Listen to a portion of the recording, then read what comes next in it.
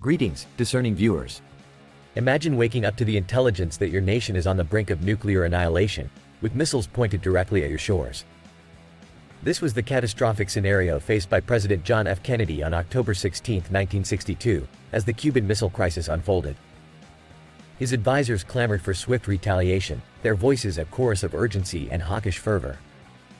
"Strike now, or forever regret the hesitation," they implored. And yet, Kennedy chose a different path. By turning to stillness and contemplation, he navigated through the harrowing geopolitical labyrinth, thereby saving countless lives. This exemplary restraint, this triumph of calm over chaos, is an incredible tale of the power of stillness, a mighty force that can halt conflict, inspire thought, and bring forth the whispers of genius within. Let's delve into the virtue of stillness, as exemplified by Kennedy and explored by Ryan Holiday in his book, Stillness is the Key. Instead of merely reacting, Kennedy found solace in the verdant sanctum of the White House garden. There, amidst the tumult of impending war, his mind focused, not on the drums of conflict but on serenity, a pursuit for a peaceful resolution. His stance became one of both diplomacy and firmness, opting for a naval blockade over outright invasion, a move that, in time, persuaded the Soviets to retract their menacing stance. Stillness is not merely absence of motion, but presence of peace. It illuminates pathways, sharpens perspectives, and fortifies against the frenzied cacophony of the collective. It permits gratitude and wonder to flourish, fosters resilience, and is the gateway to innermost revelations. To bask in its full glory, we must cultivate three realms: the mental, the physical, and the spiritual. Our initial foray into this triad of tranquility begins with emptying the mind. Kennedy famously wrote the single-word missiles repeatedly on paper, channeling his inner turmoil onto the page, achieving clarity in the eye of the storm.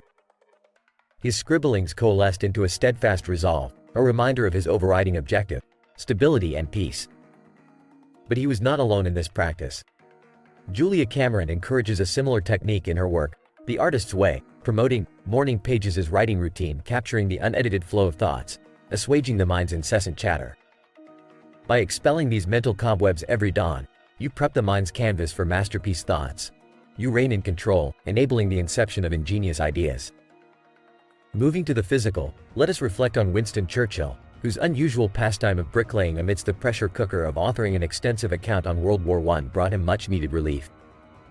As mortar met brick, Churchill's churning mind found refuge.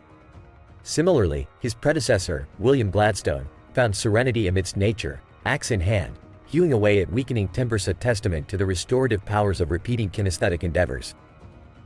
This repetitive motion can be a conduit for tranquility. Envision the simple pleasure of swinging an axe or the rhythmic strike of golf balls on a range. Find an exercise or activity that engrosses you, that turns hours into moments, and emerge renewed and poised to tackle your creative challenges with vigor.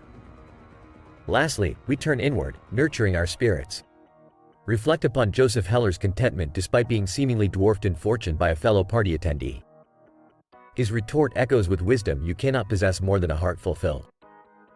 That inner conviction of enough can fuel more significant endeavors than any worldly possession ever could.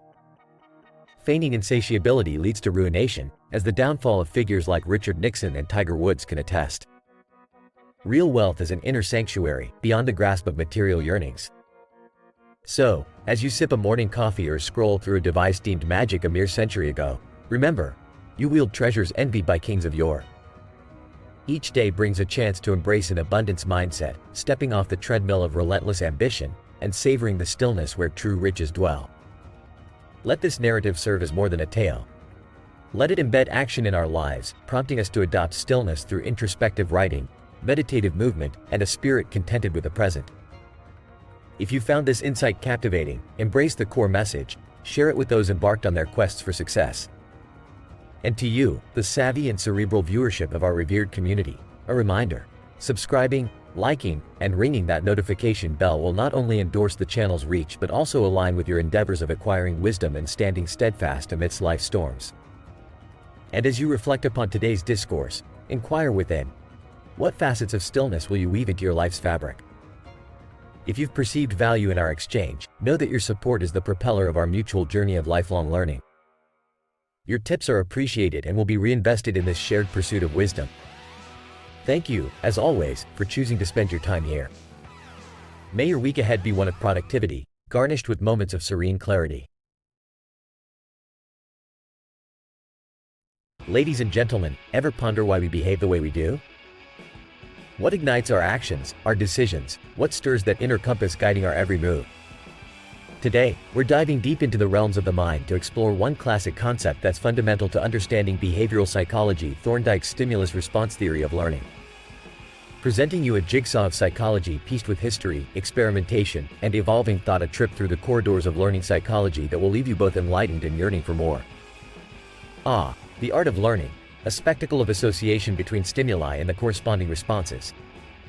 This theory, a pillar erected by the astute Edward Thorndike, is rooted in the idea that learning is fundamentally a bridge between a trigger and our reaction. Think Pavlov and his canine entourage, where cuisine meets salivation. Thorndike posited that the solidity of this bridge, this bond between trigger and reaction, determines the likelihood of a specific response flaring up when its corresponding stimulus makes an entrance. Imagine refining this pathway of association, and you've landed right in Pavlov's experiment, a showcase emblematic of behaviorism itself. Yet, our stroll through this garden of theories is not confined to reflections of past brilliance. These concepts still stand as insightful markers, offering lenses to inspect how we, as humans, think and act. Now, let us unfold the triptych of Thorndike's theory with its three famous laws: the law of effect, the law of exercise, and the law of readiness. We commence this trilogy with a cat's tail, literally.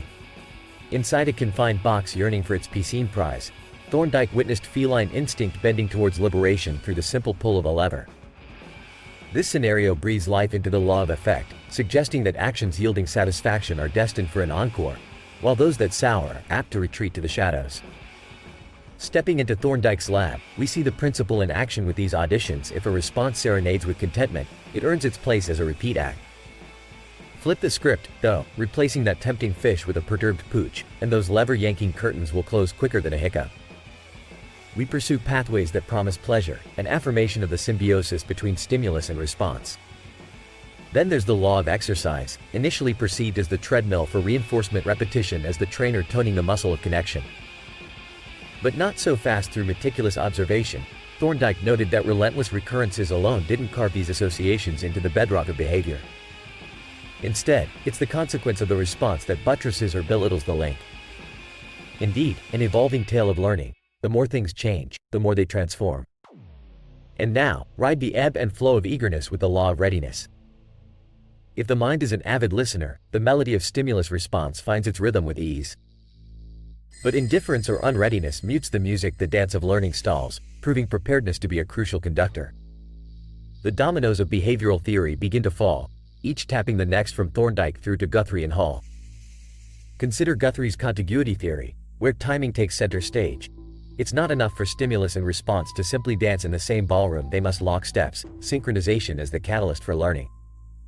And then we have Hull's drive reduction theory, a wide-angle lens on behaviorism in its essence. Hunger, comfort, safety all evoke a state of need, a driving force we fervently seek to quell. This yearning to pacify our cravings becomes the heartbeat of our actions, a symphony in the pursuit of balance, of tranquility.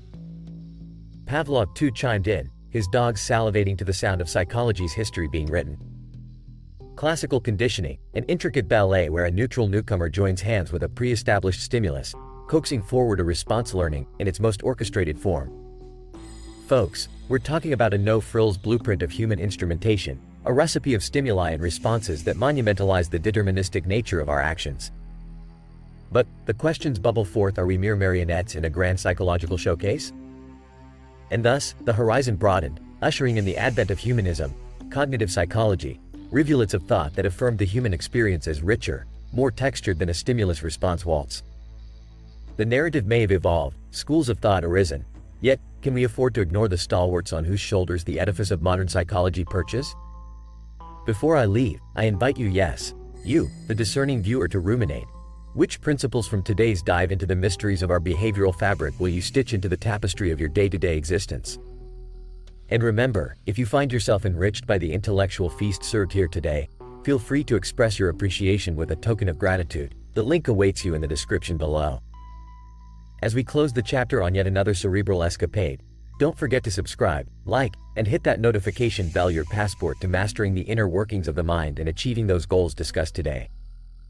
Stay tuned and stay hungry for knowledge as we continue to unravel the intricacies of human behavior and decision-making.